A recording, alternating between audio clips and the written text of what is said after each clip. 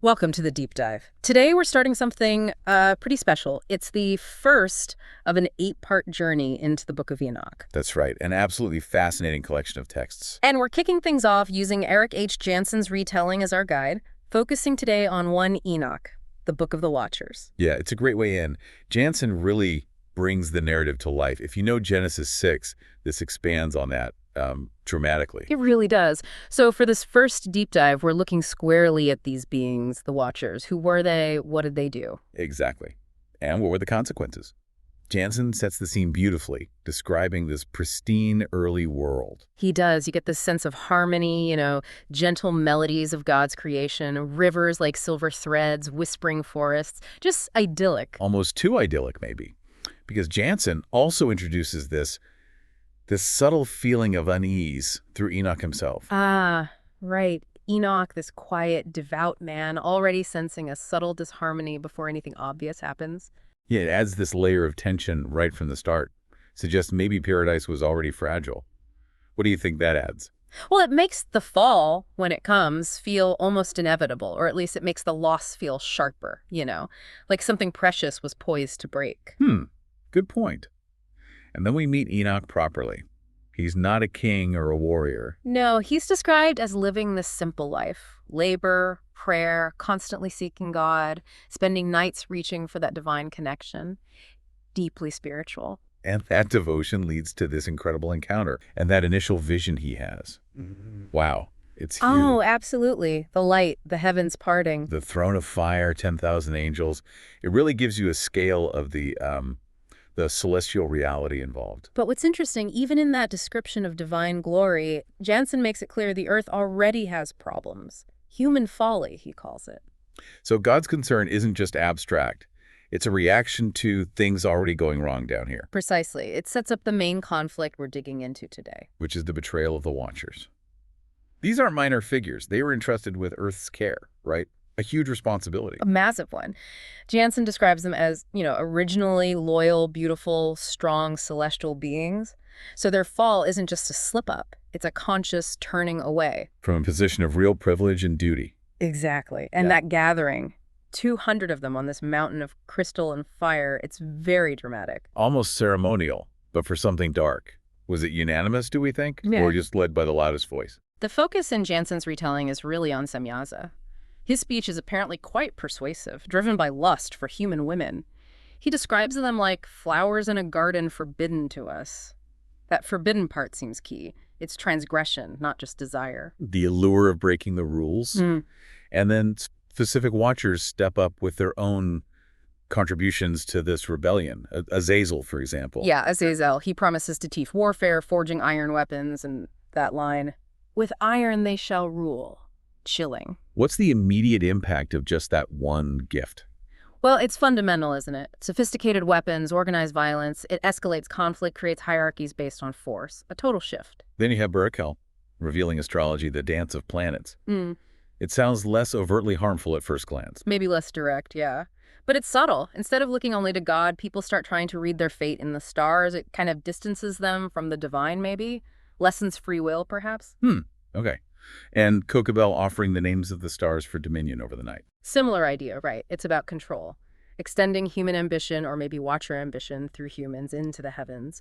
Knowledge used for power, maybe pride. And Tamil with incantations, words that bind the soul. That sounds much more overtly manipulative. Definitely. It's like spiritual manipulation, shortcuts to power, spells, controlling others, undermining their autonomy. And Armaro's teaching cosmetics. The art of beauty, cosmetics that blind hearts.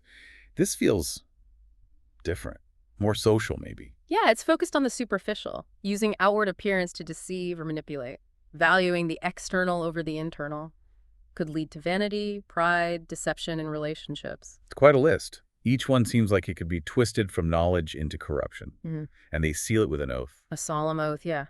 Jansen emphasizes that. It binds them together, makes it a collective, deliberate act, no turning back. And then they descend. Their light dims, the heavens weep, the earth groans. It's like creation itself is reacting. It really emphasizes that cosmic connection. Their actions aren't in a vacuum. They affect everything. And the consequences play out exactly as they promised, don't they? Azazel teaches war, and boom, battlefields appear. Right. Barakill's astrology leads to building altars to planets. Kokobel's star knowledge tempts kings. Tamiel's incantations bring manipulative spells. Armaro's cosmetics fuel seduction and pride. And you mentioned Asel, too, bringing mind-altering herbs. Yes, adding another layer. Confusion, maybe madness. It just destabilizes things further. So the world transforms. Peaceful villages become battlefields. Cities rise on slavery. It's a bleak picture. And Enoch's watching all this. And reflecting. That line, what is knowledge if it chains the soul? What is power if it only destroys? It hits hard. It really does. It questions the whole notion of progress when it's detached from morality. Absolutely. Knowledge without wisdom, power without compassion. It's destructive. Which inevitably leads to God's judgment. Enoch witnesses this in the throne room. The contrast must have been staggering. Immense divine power versus these. Diminished fallen beings, their glory gone. And then, desperation. They ask Enoch, a human, to plead their case. Semyaza kneeling before him. What a reversal. It shows how righteous Enoch is perceived, even by them. He has a connection they've severed. They see him as their only hope for intercession. But the answer is no. God's rejection is firm. And the consequences extend to their children, too. Yeah, it underlines the severity. Divine justice isn't arbitrary. Actions have repercussions, even across generations, it seems. You can just imagine Enoch having to go back and deliver that news. The weight of it. Heavy indeed, and their reactions show their different characters, even then. Semyaza apparently weeps, but Azazel remains defiant. No remorse there. Seems not. Which then brings us to the Nephilim. Right. The offspring. Jansen's description is terrifying. Giants, glowing eyes, powerful voices. Yeah. Just fundamentally wrong, unholy. They are the physical result of the Watcher's sin. Unnatural beings disrupting everything. Their existence itself is a problem, let alone their actions. And their actions are pure destruction, trampling the earth, consuming everything, building blood altars. Yeah, just terrorizing humanity. That quote from the old woman is heartbreaking. They eat everything, Enoch, even our hope. Ugh. That captures the despair. It's not just physical resources, it's the spirit being crushed. Exactly. Hope itself is consumed. And Enoch sees this firsthand. A ravaged valley, a blood-soaked Nephilim. And he asks again, what is strength if it only destroys? What is beauty if it is forged into chains? It's that same theme reinforced by this monstrous reality. Strength becomes brutality. The Watcher's beauty, corrupted, leads to this horror. And the Watchers themselves, they don't stop corrupting things even after the Nephilim are born, do they? No, the influence continues. Semyaza might have regrets, but still rules with pride. Azazel keeps teaching war. Barakill's astrology deepens idolatry. Kokobel's star stuff fuels more pride. Hamiel's incantations cause chaos. Armaros' cosmetics mask pride. Esel's herbs. It just keeps spreading. It's like the initial sin just keeps rippling outwards, contaminating everything it touches. But then there's another layer of horror. When the Nephilim die. Ah, yes. Their spirits don't just disappear, they become these malevolent, restless entities. Disembodied spirits plaguing humanity, whispering evil, causing possession. That's terrifying. It is. It suggests the spiritual pollution lingers even after the physical giants are gone. A constant, unseen negative influence. It's so dark. But amidst it all, Enoch prays for light, for mercy.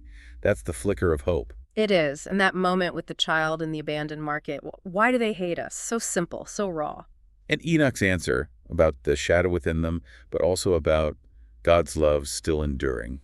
It's a small comfort, but it's something. It shows his role isn't just witnessing, it's also offering some spiritual guidance, some perspective in the midst of chaos. And the narrative makes it clear that the prayers of the righteous, people like Noah, are reaching God. Yes, that's crucial. It signals that humanity's plight isn't ignored. Divine intervention is coming.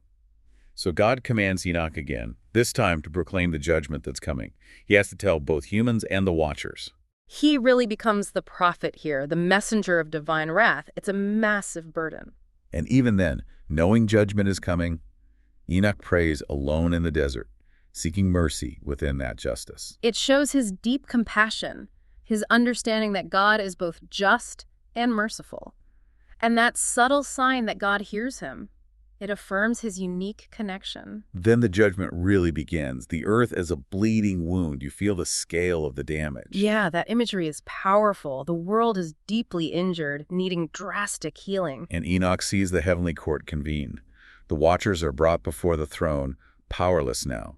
Their pleas fail. It's the moment of accountability. Even these mighty celestial beings face the consequences. Justice is inescapable. And the archangels are tasked with carrying out the sentence.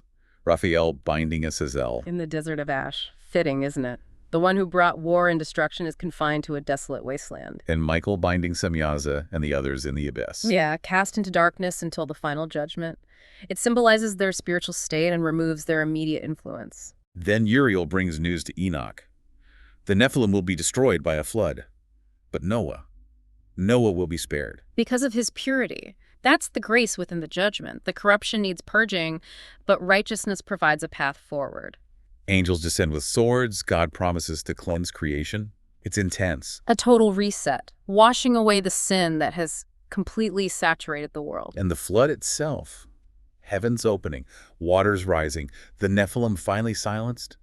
The world becomes just water. A sobering image of judgment executed. But then, the ark, Noah survives. That single point of light in the darkness. God's grace preserving a remnant. Enoch feels sorrow for the lost world, but gratitude for Noah. It captures that complex reality, destruction and preservation side by side. But the story doesn't end with a perfectly clean slate, does it? Those Nephilim spirits. No, they remain. The disembodied spirit still roaming, still tempting, still possessing. A lingering shadow. So the spiritual battle continues even after the flood. Apparently so. The consequences of the Watcher's sin echo on. But Uriel gives some assurance, right? That these spirits will wander until the final judgment. Yes, and that the righteous, Noah's descendants, will ultimately prevail. There's a long-term hope, a promise that God's plan endures despite the ongoing struggle. And so we leave Enoch, at the end of this part, awakening from these visions, writing them down. For us, essentially. For future generations, yeah. As a warning, a guide. He feels God's presence, prays for the righteous for the world's rebirth. Okay, so to wrap up this first deep dive into Jansen's Book of the Watchers, we've covered the Watchers' sin, the corruption they unleashed, the Nephilim, the spirits, the initial judgment. And remember, this is just book 1 of 1 Enoch. There's still 2 Enoch, 3 Enoch, and even Erik Jansen's own contribution, 4 Enoch, to explore in our upcoming deep dives. Absolutely. This first part lays such a crucial foundation. The themes are powerful: forbidden knowledge, abusing power, the consequences. They really resonate, don't they? It makes you think. It does, and maybe a thought for you, the listener, to carry forward. Where do we see echoes of these themes today? What constitutes forbidden knowledge in our time? How do we handle power responsibly? Definitely something to ponder as we prepare for the next part of our exploration into the books of Enoch.